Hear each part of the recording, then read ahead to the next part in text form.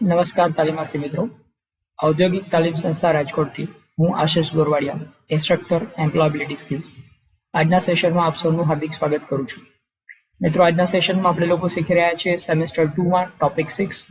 ટોપિકનું title છે maintaining efficiency of workplace, જેમાં chapter number 29. ચેપ્ટરનું title છે personal finance management. Personal finance મેનેજમેન્ટમાં part 1માં આપણે બેન્કિંગ પ્રોસેસ વિશે અભ્યાસ કરવાના છીએ. તો આવો મિત્રો શરૂ કરીએ. Banking process. તો મોટાભાગના લોકો જીવનમાં મોટાભાગના ગાળામાં તનતોડ મહેનત કરી અને અર્થ ઉપાર્જન એટલે કે નાણાં કમાવા માટેની પ્રવૃત્તિ કરતા હોય છે અને નાણાં એકઠા કરતા હોય છે. જો આ નાણાંનું વ્યવસ્થાપન કરવામાં ન આવે તો ભવિષ્યના સંભવિત જોખમો સામે આપણને રક્ષણ મળતું નથી.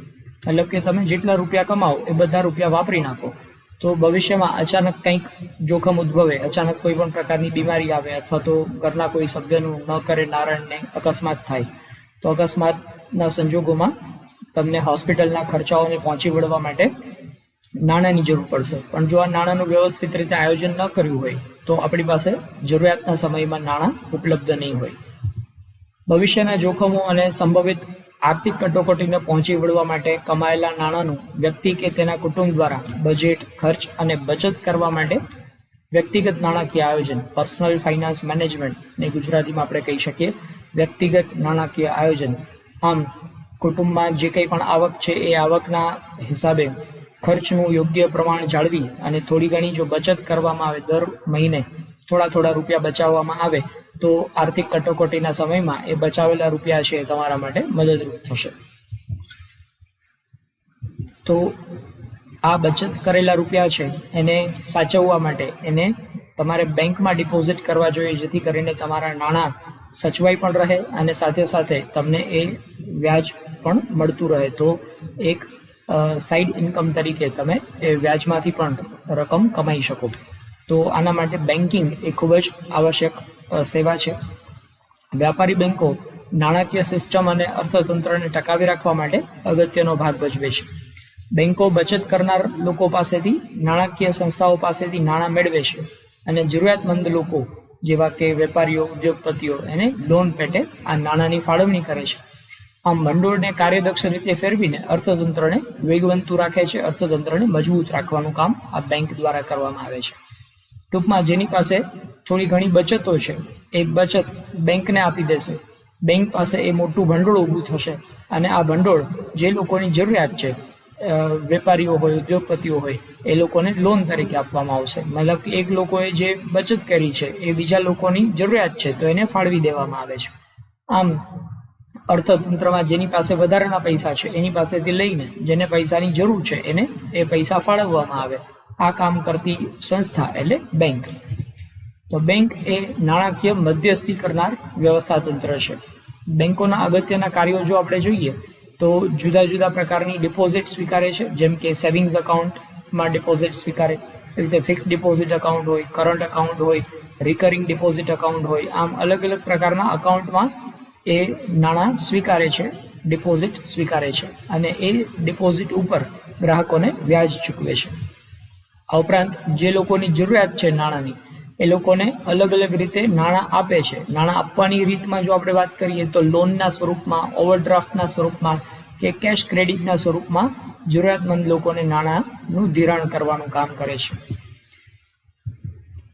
ત્યારબાદ બેંક ચોક્કસ બાંહેધરી સામે મકાન ખરીદવા, ખેડૂતોને ખેતી માટે, વિદ્યાર્થીઓને અભ્યાસ માટે, વાહન ખરીદવા માટે, ઉદ્યોગ ધંધા વગેરે બાબતો માટે લોન આપે છે.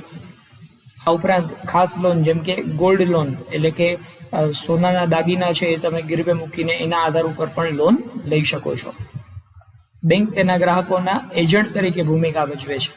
એજન્ટ તરીકે કયા કયા કામ કરી શકે તો સૌથી પહેલી વાત કરીએ, ગ્રાહકને ચેક દ્વારા નાણાં ચૂકવવાનું કામ કરે છે. આ ઉપરાંત ક્રેડિટ કાર્ડની સુવિધા પૂરી પાડે છે.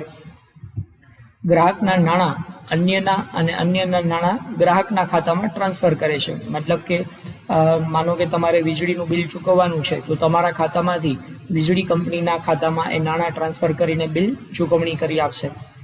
એવી રીતે તમે કોઈ કંપનીના શેર ખરીદ્યા છે, હવે કંપની દ્વારા શેર ઉપર ડિવિડન્ડ જાહેર કરવામાં આવે તો કંપનીએ જે ડિવિડન્ડ ડિક્લેર કર્યું છે એ તમારા ખાતામાં જમા કરાવી આપશે. આમ અન્ય લોકોના નાણાં તમારા ખાતામાં અથવા તો તમારા ખાતાના નાણાં છે એ અન્ય લોકોના ખાતામાં ટ્રાન્સફર કરી અને બિલની ચૂકવણી કરવા માટે બેંક સુવિધા આપે છે. આ ઉપરાંત ગ્રાહકની સ્ટેન્ડિંગ સૂચના મુજબ અન્યને પિરિયોડિક પેમેન્ટ કરે છે.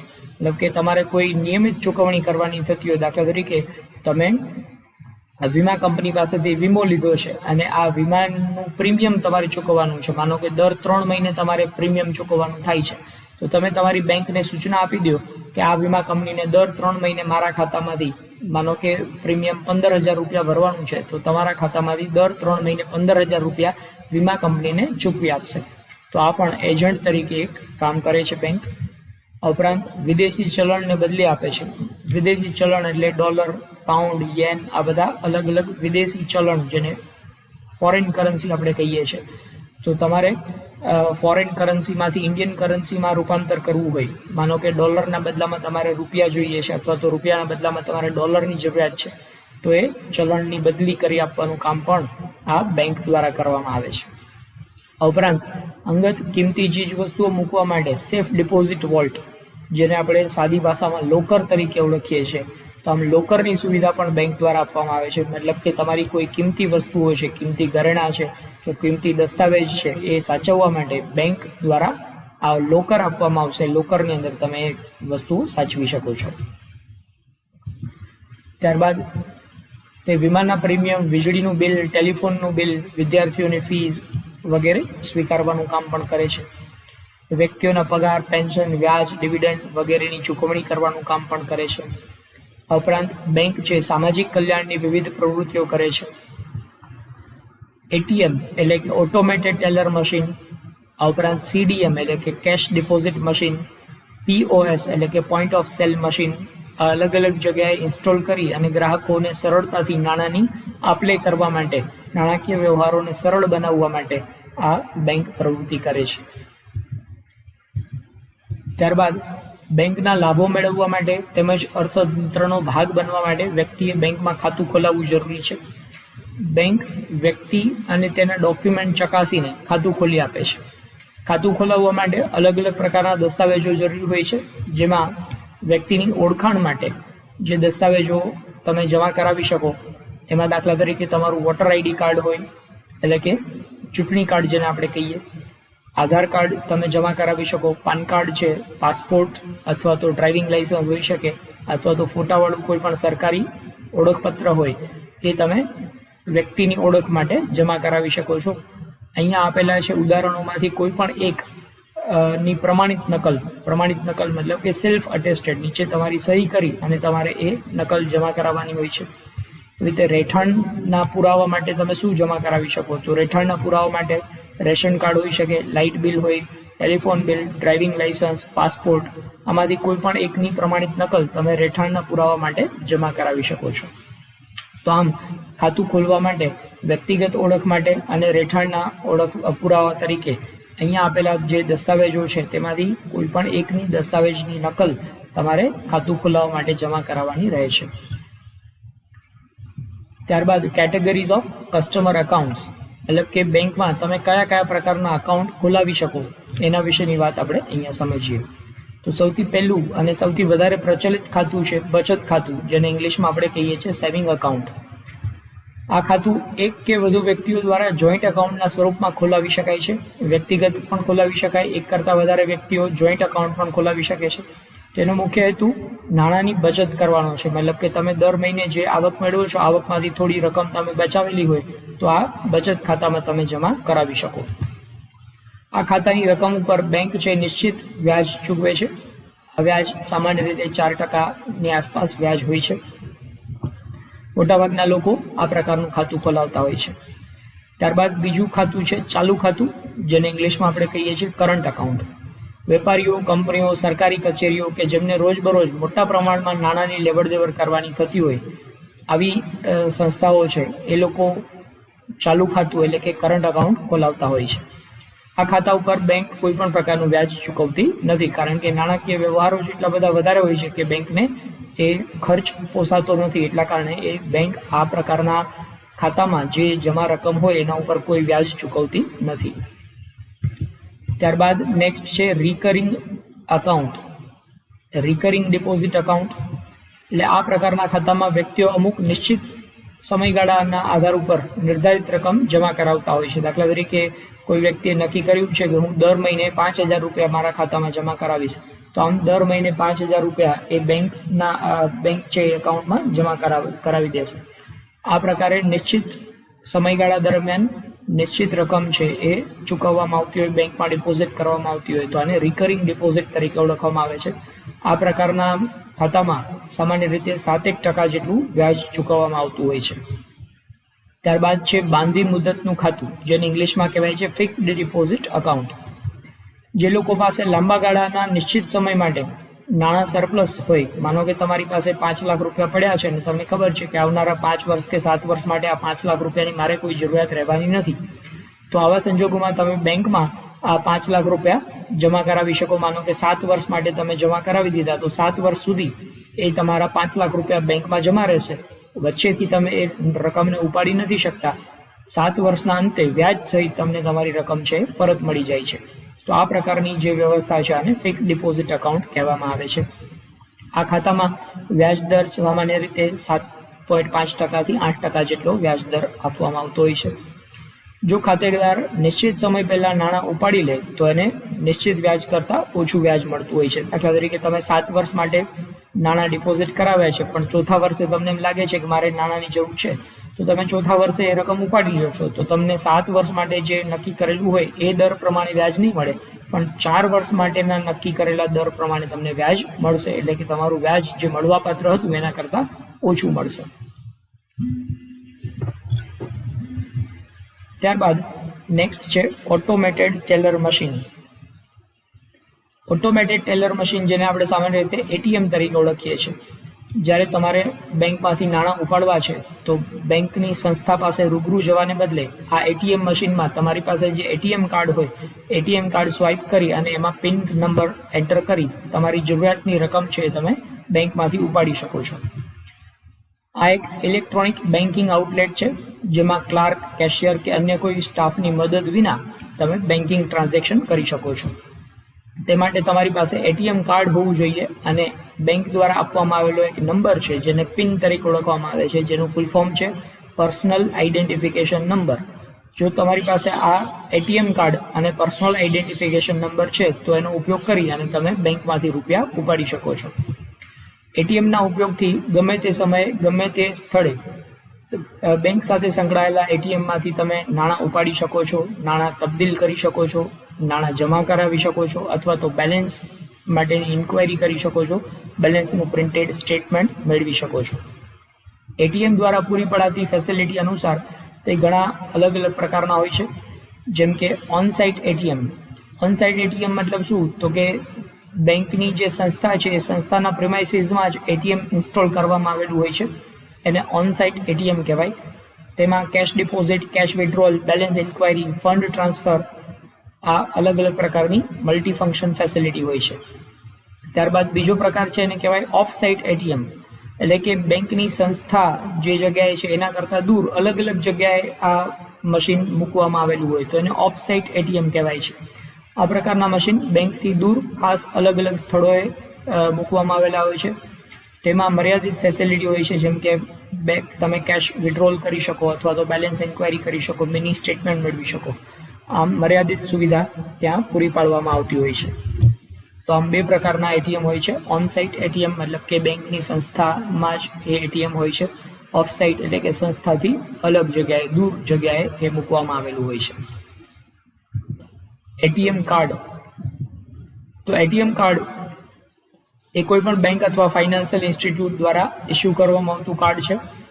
તેનો ઉપયોગ કરી એટીએમ મશીનમાંથી ગ્રાહક છે એ પોતાની જમા રકમમાંથી કોઈ પણ રકમ વિડ્રો કરવી હોય એટલે કે મેળવવી હોય તો એ મેળવી શકે છે.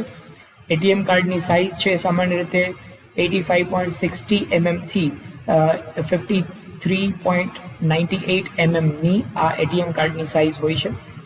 પ્લાસ્ટિકમાંથી બનેલું એક કાર્ડ હોય છે અને આ કાર્ડમાં યુનિક નંબર આપવામાં આવેલા હોય છે. એક્સપાયરી ડેટ લખેલી હોય છે, મતલબ કે આ કાર્ડ કયા સમય સુધી વેલિડ રહેશે એની ડેટ લખેલી છે. આ ઉપરાંત કાર્ડનું વેરિફિકેશન કરવા માટે વેલ્યુ કોડ લખેલો હોય છે અને આ કાર્ડની અંદર એક માઇક્રોચિપ ફિટ કરેલી હોય છે. તેના આગળના ભાગમાં 3 અગત્યની માહિતી હોય છે, જેમાં બેંકનું નામ, ઉપરાંત 16 ડિજિટનો અકાઉન્ટ નંબર અને એક્સપાયરી ડેટ અને મંથ દર્શાવેલા હોય છે. કાર્ડના પાછળના ભાગમાં એક મેગ્નેટિક સ્ટ્રીપ હોય છે, જેમાં ખાતાધારક અને કાર્ડ વિશે સઘળી માહિતી આપેલી હોય છે. એટીએમ, સીડીએમ, પીઓએસ મશીન વગેરેમાં પિન નંબર ગોપનીય રાખવો જોઈએ. જો આ તમારો પર્સનલ આઈડેન્ટિફિકેશન નંબર લીક થઈ જાય તો એનો દુરુપયોગ કરીને બીજો કોઈ પણ વ્યક્તિ છે તમારા ખાતામાંથી રકમ ઉપાડી શકે. એટલે પિન નંબરની ગુપ્તતા એ ખાસ જરૂરી હોય છે. એટીએમ કાર્ડ ખોવાઈ જાય તો તાત્કાલિક બેંકને જાણ કરી અને તમારું એટીએમ કાર્ડ કેન્સલ કરાવવા માટેની સૂચના આપવી જોઈએ. ત્યારબાદ છે કેવાયસી. કેવાયસી એટલે કે નો યોર કસ્ટમર, તમારા ગ્રાહકને જાણો. તો પહેલાં એવું બનતું હતું કે ઘણા બધા લોકો ફ્રોડ કરવા માટે બેંકની સાથે ખોટા નામના અકાઉન્ટ ઓપન કરાવીને બે નંબરી અથવા બિનહિસાબી નાણાં તેમાં જમા કરાવતા હતા. હવે આવું ન થાય એટલા માટે સાચો જ વ્યક્તિ સાચું જ અકાઉન્ટ ઓપન કરે છે અને એમાં કોઈ બે નંબરી ટ્રાન્ઝેક્શન ન કરી શકે એના માટે ગ્રાહકની ઓળખ માટે નો યોર કસ્ટમર એટલે કે કેવાયસી રજિસ્ટ્રેશન કરાવવું એ ફરજિયાત બની ગયું છે. તો કેવાયસી રજિસ્ટ્રેશન એટલે કે નો યોર કસ્ટમર, તમારા ગ્રાહકને જાણો. આરબીઆઈના 2002ના આદેશ અનુસાર પ્રત્યેક બેંક, મ્યુચ્યુઅલ ફંડ વગેરે જેવી નાણાકીય કે મધ્યવર્તી સંસ્થાઓ છે એને પોતાના ગ્રાહકનું નામ, ઉંમર, સરનામું, હાલની આવક, આવકના અલગ અલગ સ્ત્રોતો, નાણાકીય સ્થિતિ, આ દરેક બાબતો ઉપર જાણકારી મેળવવી ખાસ જરૂરી છે. આ બાબતોની જાણકારી મેળવવાની પ્રક્રિયા એને કેવાયસી રજિસ્ટ્રેશન તરીકે ઓળખવામાં આવે છે. બેંકમાં ખાતું ખોલાવવા માટે, લોકરની ફેસિલિટી મેળવવા માટે, ક્રેડિટ કાર્ડ મેળવવા માટે, નમૂનાની સહી બદલવા માટે કે વારસદાર બદલવા માટે કેવાયસીનું ફોર્મ ભરવું ફરજિયાત હોય છે. બેંક ઉપરાંત ઇન્સ્યોરન્સ, બ્રોકિંગ કે શેર બજાર અને કોમોડિટી ટ્રેડિંગમાં પણ કેવાયસી ફરજિયાત હોય છે. Importance of KYC registration. આ નો યોર કસ્ટમર રજિસ્ટ્રેશનની શું અગત્ય છે? તો નાણાકીય સંસ્થાઓમાં અલગ અલગ પ્રવૃત્તિઓ અટકાવવા માટે કેવાયસી રજિસ્ટ્રેશન ખાસ જરૂરી છે. દાખલા તરીકે મની લોન્ડરિંગ એટલે કે નાણાંની ઉચાપત અટકાવવા માટે કેવાયસી રજિસ્ટ્રેશન જરૂરી છે. આઈડેન્ટિટી ઓફ થેફ્ટ મતલબ કે કોઈ વ્યક્તિ પોતાની ઓળખ છુપાવીને બે નંબરી વ્યવહારો કરવા માંગતો હોય તો આ કેવાયસીથી એને આપણે અટકાવી શકીએ છીએ. ટેરરિસ્ટ ફાઇનાન્સિંગ એટલે કે આતંકવાદીઓને ગુપ્ત રીતે નાણાં પહોંચાડવા માટે ખોટા નામના અકાઉન્ટ ઓપન કરાવવામાં આવ્યા હોય તો કેવાયસીથી આ પ્રકારના ખોટા નામના અકાઉન્ટ છે એને આપણે અટકાવી શકીએ અને આતંકવાદી પ્રવૃત્તિઓને પણ અટકાવી શકાય, એમને નાણાં ટ્રાન્સફર થતાં અટકાવી શકાય. આ ઉપરાંત ફાઇનાન્શિયલ ફ્રોડ એટલે કોઈ પણ નાણાકીય ઉચાપત છે એ કેવાયસી રજિસ્ટ્રેશનથી અટકાવી શકાય છે. વ્યક્તિ, બેંક કે અન્ય નાણાકીય સંસ્થાઓમાં નવું ખાતું ખોલાવવા ઈચ્છે ત્યારે કેવાયસી ફોર્મ ઇસ્યુ કરવું ખાસ જરૂરી હોય છે, જેમાં જરૂરી વિગતો ભરીને આધારભૂત પુરાવાઓ સાથે, આધારભૂત પુરાવાઓ માટેની વિગતો આપણે આગળ શીખી ગયા એ પ્રમાણે ઓળખના પુરાવા અને રહેઠાણના પુરાવા તમારે જમા કરાવવાના હોય છે. કેવાયસી અલગ અલગ ફોર્મેટમાં ઉપલબ્ધ હોય છે. તમારી ટેક્સ્ટબુકમાં કેવાયસીનું એક ફોર્મેટ આપેલું છે. આ વિડીયો જોતી વખતે તમારે સાથે સાથે આ ફોર્મેટનો પણ અભ્યાસ કરવાનો છે, જેથી કરીને કેવાયસી રજિસ્ટ્રેશન કેવી રીતે થઈ શકે એ તમે જાણી શકો. ત્યારબાદ સેફ કેશ હેન્ડલિંગ. નાણાંની લેવડ દેવડ છે એ સલામતી ભરી કેવી રીતે થઈ શકે એ આપણે અહીંયા સમજવા માંગીએ છીએ. રોકડ નાણાં અને કિંમતી ચીજ વસ્તુઓના સંગ્રહ અને ભૌતિક હેરફેર માટે ભારતમાં કેશ લોજિસ્ટિક ઓર્ગેનાઇઝેશન એટલે કે CLO નામની સંસ્થા છે એ બેંક વતી કાર્ય કરે છે. આ સંસ્થામાં કરન્સી સંગ્રહ સ્થાનથી બેંક અને ATM સુધી સલામત રીતે નાણાં પહોંચાડવા માટે, ATMમાં પૈસા ભરવા માટે અને ATMનું મેન્ટેનન્સ કરવાનું કાર્ય આ સંસ્થા દ્વારા કરવામાં આવે છે. આ સંસ્થા માટે અલગ અલગ ધોરણો અને માર્ગદર્શિકાઓ નક્કી કરવામાં આવ્યા છે, જેમાં લોકેશન, સલામતી માટે કેશ લોજિસ્ટિક કંપનીનું સ્થળ, cash withdrawal centre, police station કે સારી કનેક્ટિવિટી ધરાવતા એરિયામાં હોવું જોઈએ, જેથી કરીને ત્યાં નાણાંની ઉચાપત થવાની કે ચોરી થવાની શક્યતાઓ ઘટાડી શકાય. કેશ પ્રોસેસ હેન્ડલિંગ ઝોન, રોકડ હેરફેરના વિસ્તારમાં રોકડ જમા કરવા તેમજ ગણતરી કરવા માટેની વ્યવસ્થા હોવી જોઈએ. બેંકમાં રોકડ જમા, ઉઘરાણું કે વેચણી કરવા માટેની સલામત વ્હીકલની વ્યવસ્થા પણ હોવી જોઈએ. કેશ વોલ્ટ એટલે રોકડ રકમ સલામત રીતે સંગ્રહ કરવા માટેની તિજોરી અથવા તો સંગ્રહ સ્થાન. તો રોકડ રકમ સંગ્રહ કરવા માટે આરબીઆઈના માર્ગદર્શન મુજબ 24/7 સીસીટીવી ની ચાંપતી નજર જે જગ્યાએ રહી શકે એવી જગ્યાએ જ આ કેશ વોલ્ટ છે રાખવામાં આવે. આ ઉપરાંત એની સાથે હથિયારધારી ગાર્ડ એનું મોનિટરિંગ કરતો હોય છે. કેશના સંગ્રહ સ્થાન પર અનધિકૃત વ્યક્તિની આવન જાવન પર પ્રતિબંધ રાખવામાં આવેલો હોય છે. આ ઉપરાંત તિજોરીના વિસ્તારમાં interlocking system, fire fighting, police station સાથે હોટલાઇન કનેક્શન અને ચોરીથી સાવધાન રહે તેવી બર્ગલર એલાર્મ એટલે કે કોઈ વ્યક્તિ નાણાંની ઉચાપત કરવા માટે આ કેશ ડિપોઝિટ વોલ્ટ છે એને તોડવાની કોઈ કોશિશ કરે તો તરત જ આ પ્રકારનું એલાર્મ છે એમાં સાયરન વાગવાની શરૂઆત થઈ જાય, જેથી કરીને આજુબાજુના લોકોને ખબર પડી જાય તો એને નાણાંની ચોરી છે એ અટકાવી શકાય. તો આ બધી સુવિધાઓ આ કેશ હેન્ડલિંગ માટે હોવી જરૂરી છે.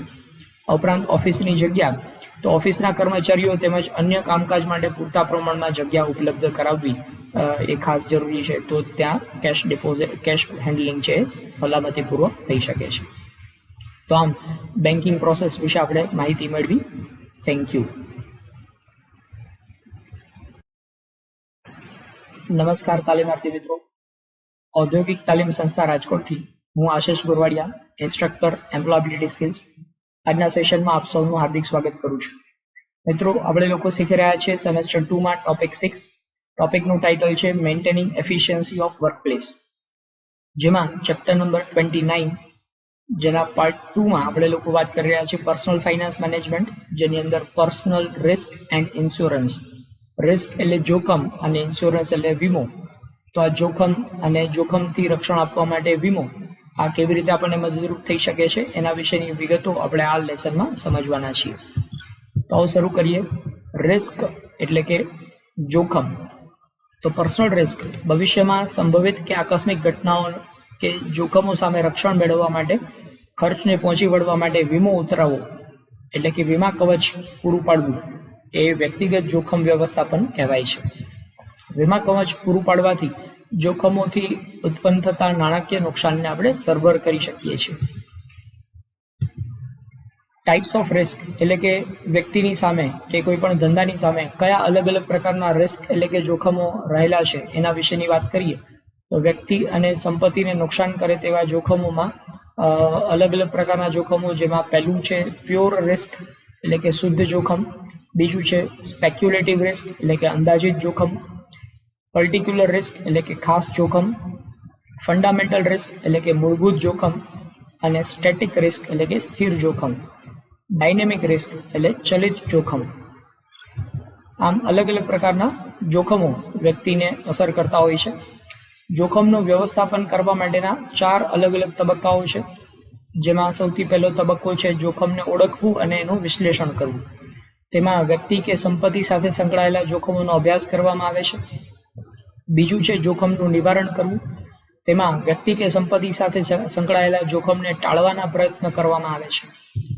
આ ઉપરાંત સ્વ વીમાકરણ.